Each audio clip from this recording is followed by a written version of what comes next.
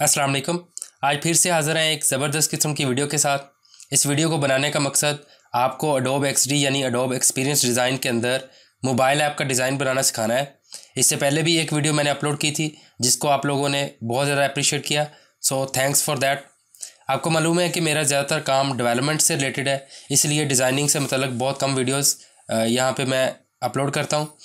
लेकिन आप लोगों ने रिक्वेस्ट की तो मैंने सोचा क्यों ना एक और वीडियो बना दी जाए। इस वीडियो के एंड पे मैं आपको एक बहुत ही ज़बरदस्त किस्म की क्रोम एक्सटेंशन के बारे में भी बताऊंगा। तो फ़िलहाल तो हम अडोब एक्सडी को देखते हैं, इसके अंदर कुछ नए टूल्स को सीखने की कोशिश करते हैं। तो ये आपके सामने दो आर्टबोर्ड मैंने बना रखे हैं। पहले का नाम मैंने वेलकम स्क्रीन रखा है और दूसरे आर्टबोर्ड का नाम लॉगिन रखा हुआ है। तो जस्ट हम वही पुरानी शेप्स को पहले ड्रॉ करते हैं। ये तो आपको पता है कि रेक्टेंगल टूल से आप क्या कर सकते हैं, आप एक शेप ड्रॉ कर सकते हैं।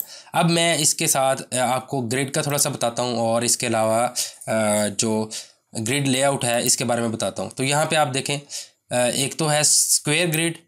तो ये देखें, ये प्रॉपर्ली एक स्क्वायर ग्रिड के फॉर्म में आ गया। अगर आप इसको प्लस करके देखेंगे तो आपको और प्रॉपर्ली नज़र आ जाएगा।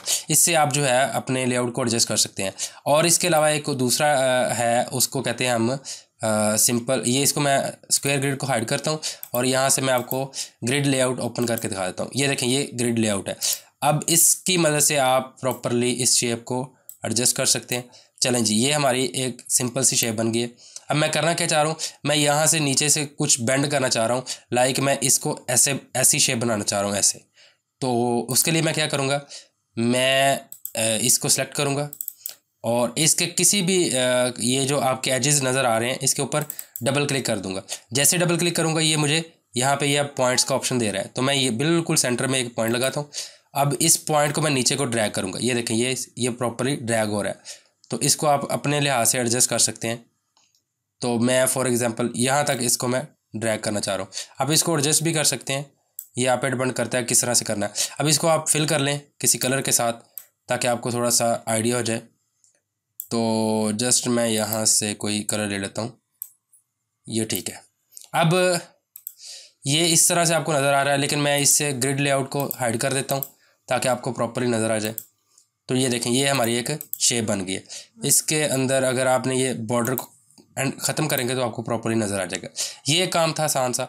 इसके अलावा अगर मैं यहाँ पर नीचे एक सर्कल ड्रॉ करूँ शिफ्ट को होल्ड करके, तो अब इस सर्कल के अंदर भी आप इस तरह का काम कर सकते हैं। आपने करना क्या है, आप सेलेक्ट टूल पे दोबारा जाएं और सेलेक्ट टूल से आप क्या करें, इसके ऊपर किसी भी जगह पे आप क्या करें, डबल क्लिक कर दें जहाँ पे इसका बॉर्डर नज़र आ रहा है आपको। तो जस्ट मैं यहाँ पे जाके क्लिक करता हूँ। ये देखें, अगर फॉर एग्ज़ाम्पल ये यहाँ पे है, आप इसको इधर भी कर सकते हैं और इस तरह से आप इसको एडजस्ट कर सकते हैं। ठीक है जी। तो ये आप पे डिपेंड करता है कि आपने किस तरह की शेप बनानी है। लाइक अगर आप इसको बल्कि इन एरोज़ की मदद से आप इसको और भी एडजस्ट कर सकते हैं। तो इसका वैसे अडोब एक्सडी का एक अल्टरनेटिव है फिग्मा। तो उसमें एक और बड़ा कमाल का काम है, उसमें वो आर्क टूल से आप क्या कर सकते होते हैं, आप ये चार्ट्स वगैरह भी बना सकते हैं। तो जस्ट मैं इसको रिमूव कर रहा हूँ और इसके अंदर कुछ कलर वगैरह दे देता हूँ, लाइक ये। अब ये देखिए, इस तरह से आप शेप्स वगैरह बना सकते हैं। लेकिन इसके लिए मैं रिकमेंड करूँगा, अगर आपने कोई छोटा सा आइकन वगैरह बनाना है तो आप क्या करें, आप इसको बड़ा कर लें।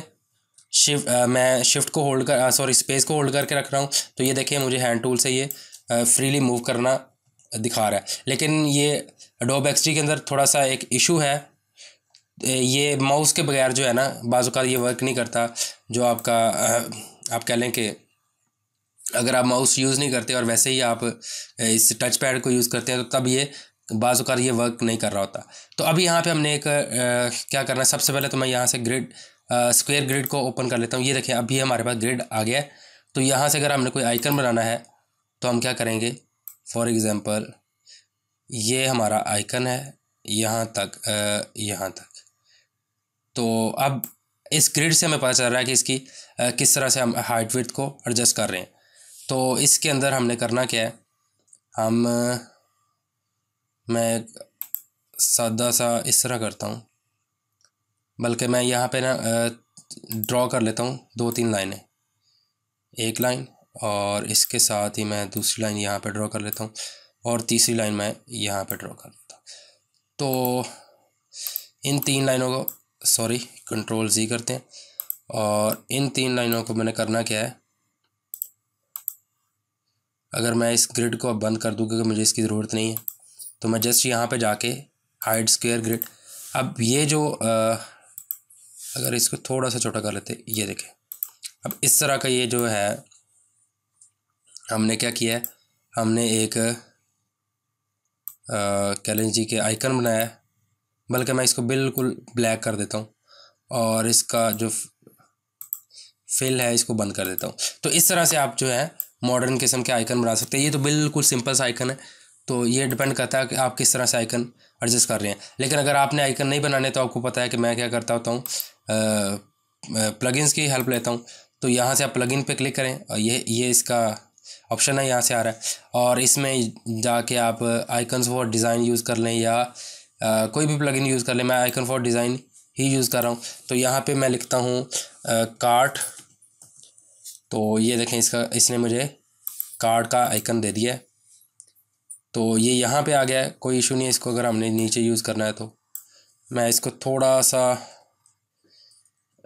बड़ा करना चाह रहा हूँ इस आइकन को, तो मैं शिफ्ट को होल्ड करके बड़ा कर रहा हूँ ताकि आइकन के जो एलिमेंट्स हैं वो ख़राब ना हो। ठीक है जी, तो इस तरह से आप आइकन्स वगैरह को एडजस्ट कर सकते हैं। मैं इसको जस्ट डल कर रहा हूँ और मैं इसको भी डल कर रहा हूँ, और ये जो आइकन बना था इसको मैं डिलीट कर रहा हूँ। अब थोड़ा सा मैं आपको पेन टूल के बारे में बता देता हूँ, क्योंकि पेन टूल काफ़ी ज़्यादा यूज़ होता है। तो जस्ट मैंने करना क्या है, मैं जस्ट यहाँ पे क्लिक कर रहा हूँ और इधर से मैंने यहाँ पे क्लिक किया, और यहाँ पे मैंने क्लिक करने के साथ इसको थोड़ा सा ड्रैग कर लिया। तो अब ये देखें, अगर आप इवन के ऐसे भी शेप बना रहे हैं, अब ये बाहर जा रहा है लेकिन इससे कोई इशू नहीं होगा। ज़रा मैं आपको इसका प्रीव्यू करके दिखाऊंगा।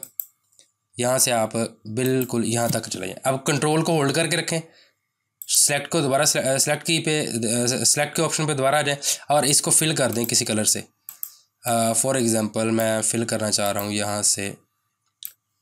ठीक है जी, ये बहुत ज़्यादा डार्क हो गया है, चलें ये कलर है। अब आप देखें ज़रा, जैसे आप इस शेप पे क्लिक करेंगे, शेप आपको प्रॉपर्ली यहाँ तक नज़र आ रही है, लेकिन जैसे आप कहीं और जगह पे क्लिक कर देंगे तो क्या हो जाएगा, आपको ये इस तरह से नज़र आएगा। अब हमने करना क्या है, अब हम ज़रा ये ऑप्शंस के ऊपर क्लिक करते हैं। सॉरी, ये ऑप्शंस कह रहा हूँ, ये लेयर्स का ऑप्शन है, और ये दूसरा जो हमारा है इसको हम बोलते हैं लाइब्रेरीज़ के ऊपर क्लिक करने से मैं अब ये वाला कलर जो है ना मैं अपनी लाइब्रेरी में ऐड करना चाह रहा हूँ। मैं जस्ट प्लस पे क्लिक करूँगा तो ये देखें ये इसका कलर ऐड हो गया। अब ये कलर क्यों ऐड हुआ, क्योंकि नीचे इसका कोई बॉर्डर भी लगा हुआ था। इस बॉर्डर को मैं रिमूव कर देता हूँ। तो अब ये 2 कलर हमारे पास हैं। वैसे अभी हमने यहाँ पे कुछ लिखना है, लाइक लॉगिन लिखना है, तो मैं जस्ट यहाँ पे लिखता हूँ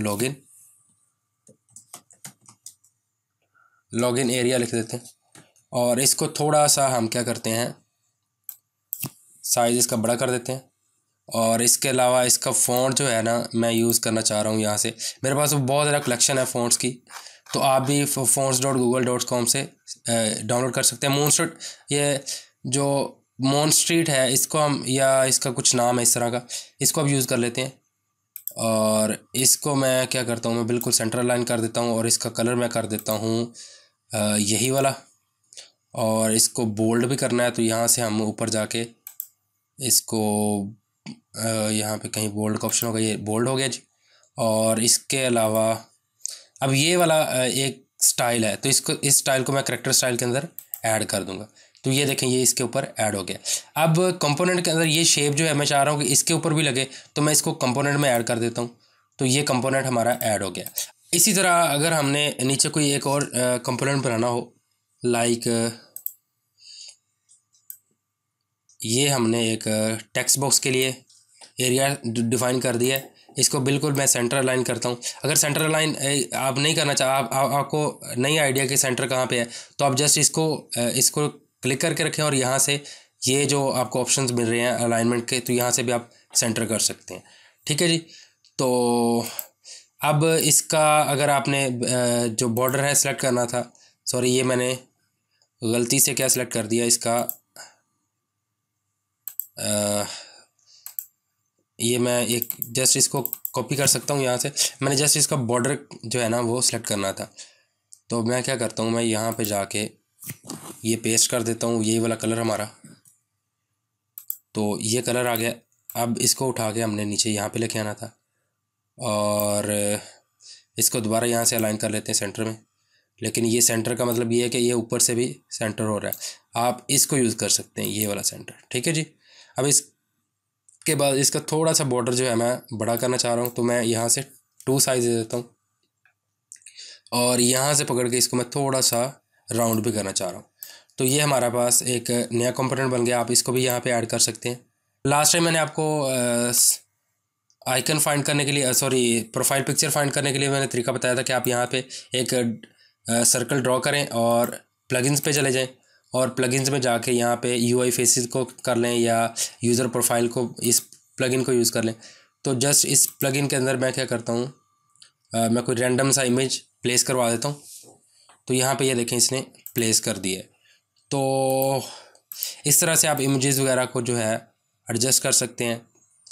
और इसके अलावा जो अभी मेरे ज़हन में आ रहा है, आपको मैंने ये लाइब्रेरीज़ के बारे में बता दिया है। प्लगइन्स के बारे में पहले भी मैं गाइड कर चुका हूँ। अगर आपने पिछले वाली वीडियो नहीं देखी तो आप दोबारा से देख लें, आपको और ज़्यादा अंडरस्टैंडिंग मिल जाएगी। अब हम चाह रहे हैं कि इस डिज़ाइन को हम एक्सपोर्ट करें, मीन्स कि इस सारे डिज़ाइन के हम PNG क्रिएट करें। तो आप जस्ट यहाँ पे फाइल पे जाएं और यहाँ पे एक्सपोर्ट पे क्लिक करें और ऑल आर्टबोर्ड पे क्लिक कर दें। तो इसका अगर आपने एंड्रॉयड वर्जन लेना है तो एंड्रॉयड ले लें, डिज़ाइन लेना है तो सिंपल आप डिज़ाइन ले लें। तो इसमें आप जो पाथ देंगे उसके ऊपर ये सेव हो जाएगा। तो इस तरह से आप इनको एक्सपोर्ट एज PNG या JPEG वगैरह कर सकते हैं। इसमें PDF का भी ऑप्शन है, JPEG का भी है और SVG का भी ऑप्शन है। अब मैं आपको क्रोम की एक्सटेंशन के बारे में बताता हूँ। इस एक्सटेंशन का नाम है जी मज़ली, MUZLI। इसको आप मुज़ली पढ़ लें या मज़ली पढ़ लें। तो यहाँ पे अगर आप इस वेबसाइट पे जाते हैं muz.li, इस वेबसाइट पे जाएंगे तो आपको यहाँ पे ऑप्शन आ जाएगा गेट मज़ली फॉर क्रोम। तो मैंने ये ऑलरेडी एक्सटेंशन जो है इंस्टॉल कर रखी है। तो जैसे ही आप इसके ऊपर, इस एक्सटेंशन के ऊपर जाएंगे, लाइक ये मज़ली लिखा हुआ है, तो क्या होगा, यहाँ पे आपको एक नई टैब में ये शो हो जाएगी। तो ये इसकी टैब है। इस पर ये इस तरह का आपको लिंक नज़र आ जाएगा और यहाँ पे आपको सर्च बॉक्स मिल जाएगा। यहाँ पे मैंने जस्ट लिखा है फूड डिलीवरी ऐप। जैसे मैंने लिखा है तो मुझे ये काफ़ी ज़्यादा इसके कॉरस्पॉन्डिंग जो मुझे इसने सर्चेस करके दे दी हैं डिज़ाइंस की। और ये कुछ बिहार से ये जो है, क्या इस वेबसाइट का नाम है, अपलैब से शो कर रहा है और ये ड्रिबल से शो कर रहा है। इसी तरह ये काफ़ी ज़्यादा वेबसाइट्स को इसने सर्च किया है और ये हमें डिज़ाइन दे दिए। लाइक ये कोई और वेबसाइट है, तो ये भी कोई और वेबसाइट है। तो अब आपने अगर फॉर एग्ज़ाम्पल किसी भी डिज़ाइन को देखना है तो आप क्या करें, आप उसके ऊपर क्लिक कर दें तो ये नई टैब में आपको वो डिज़ाइन दिखा देगा। और इसके अलावा अगर हम कोई और भी देख लें, लाइक इसको मैं देख लेता हूँ।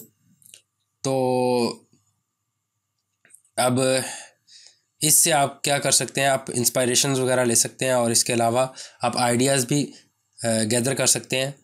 और इस तरह की एप्लीकेशंस जो हैं वो आप इसी तरह के जो डिज़ाइंस हैं वो आप खुद से भी बना सकते हैं। तो ये इस एप्लीकेशन का जो ये क्रोम की एक्सटेंशन है, इसका सबसे बड़ा एडवांटेज है।